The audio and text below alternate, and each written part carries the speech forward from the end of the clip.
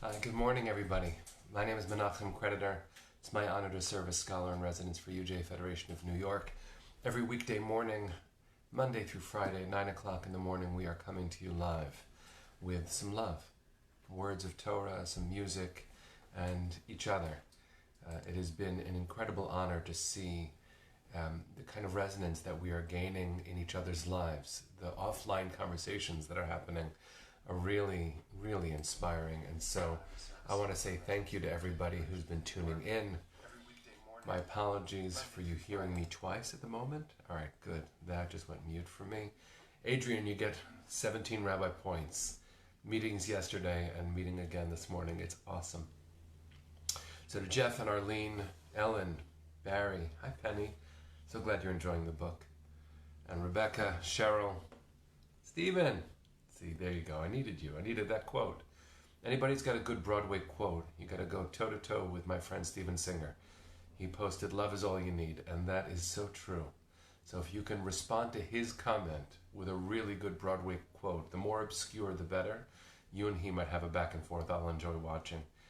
Tammy, it's good to see you. William, my God.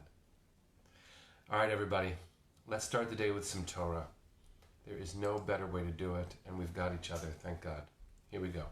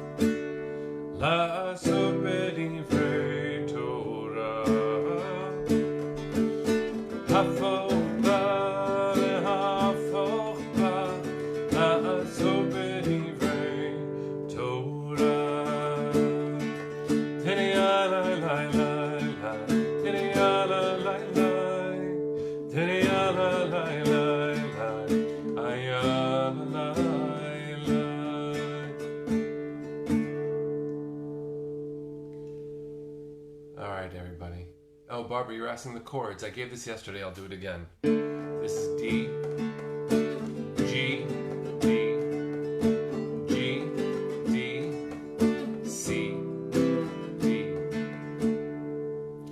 And what I've been told is all you need is 3 chords. You can play almost every rock and roll song written, at least the ones that got catchy over time. All right, everybody, here we go. I'm so moved to be able to do this. Today is the 65th broadcast. I've been paying attention, actually archiving it on my own website just so I can look back. And it's funny, like I'm looking back and I have a certain pattern with the shirts I wear, let alone the things I say. There are things that are simple and sweet about this moment. And the fact that so many of us gather each morning to learn together, to be together, it gives me great joy. So to all of you, thank you for being part of the energy. Thank you for greeting each other. I'm looking at the comments. The fact that you are so sweet. It's just so nice, given all that's happening in the world, for us to have a quiet, safe, sweet moment. It's just so nice. So thank you for that. I want to share a little bit from this parsha. We spoke a few days ago about Korach as a figure who challenges the authority of Moses and Aaron, and in fact of God, because if you remember, Moses famously at the burning bush says, "No, I don't want this. I can't do this. I don't speak well. I can't do this." The power of all of that is not lost on the reader, but Korach, who's a cousin of Moshe, already an elite within the tribe of Levi, a servant of serious renown. He isn't satisfied with the power that he has. He wants more. And he basically foments a rebellion against Moses and Aaron.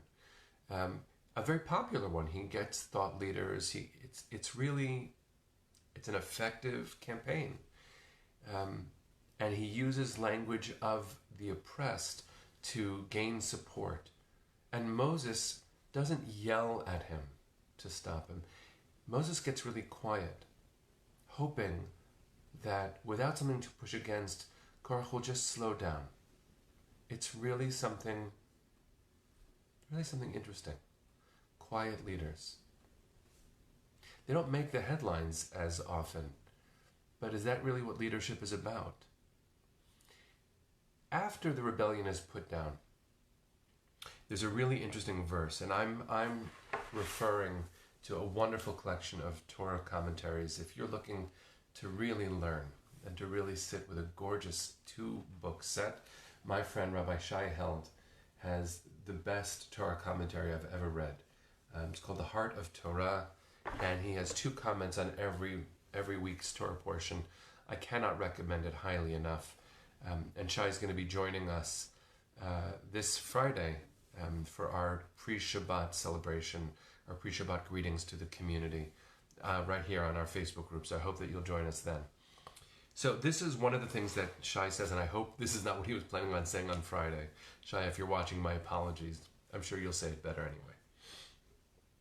That after the rebellion is put down, God reaffirms the role of the priests. Remember, Korach is rebelling not only against Moses as leader, but also against Aaron as the recognized ritual leader, as the priest.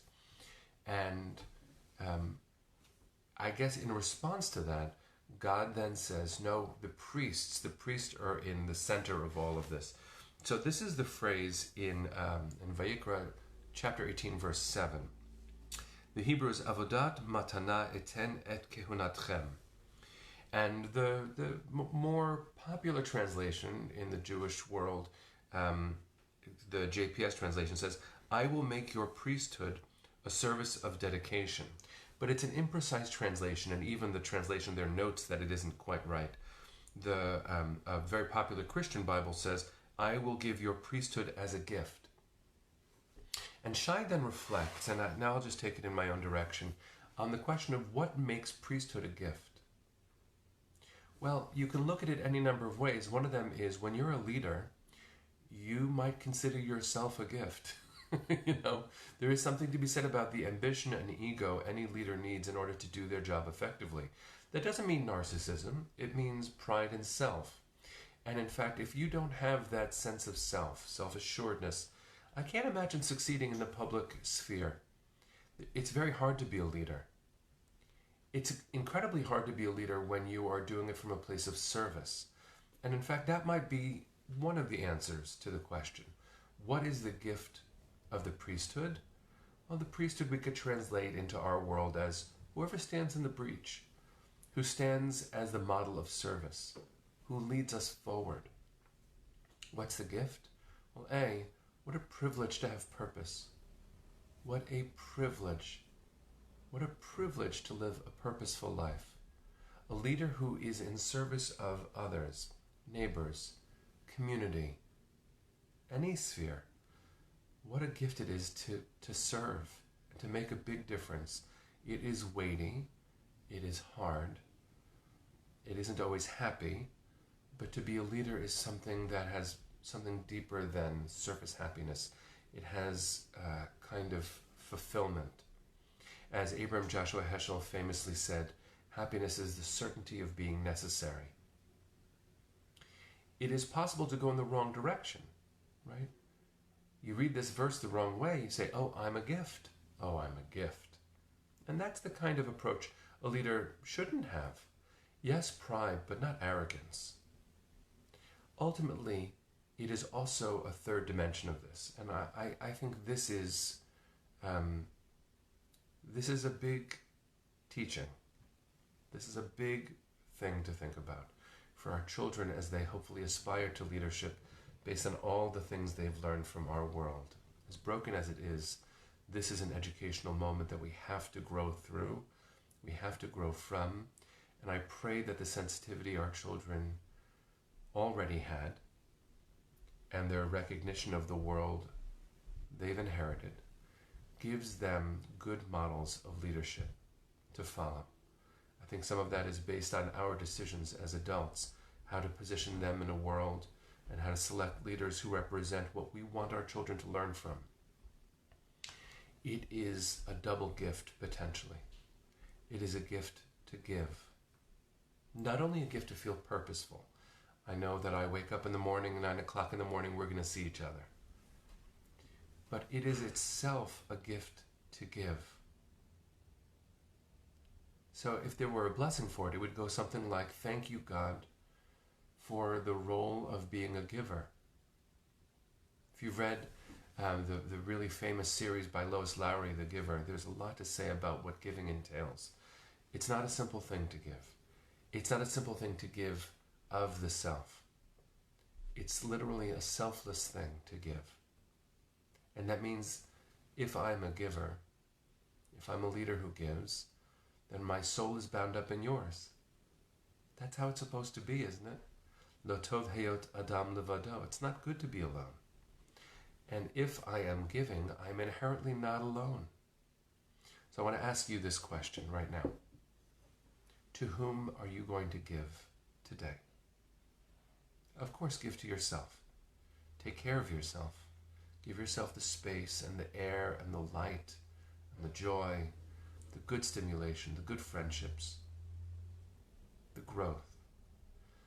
But reach beyond the self. Who are you going to give to today? As my friend Penny said, we do have such a leader. Eric Goldstein, who's the CEO of UJ Federation, is for me a model of emotional dedication, service of our community, leadership, really, that we need. He makes me weep with gratitude for his model. And he's not alone. And so that's what I'd like to ask you to think about today. How can you be a part of giving today? To whom will you give today? How will it feel to be a giver? I have a feeling that it is a good, virtuous cycle when we put ourselves in the habit of being givers, leaders who offer of ourselves. So friends, let's sing our way into a day full of giving. Can't wait to hear how it went. So today is Wednesday, I think. I'll see you tomorrow at 9 o'clock.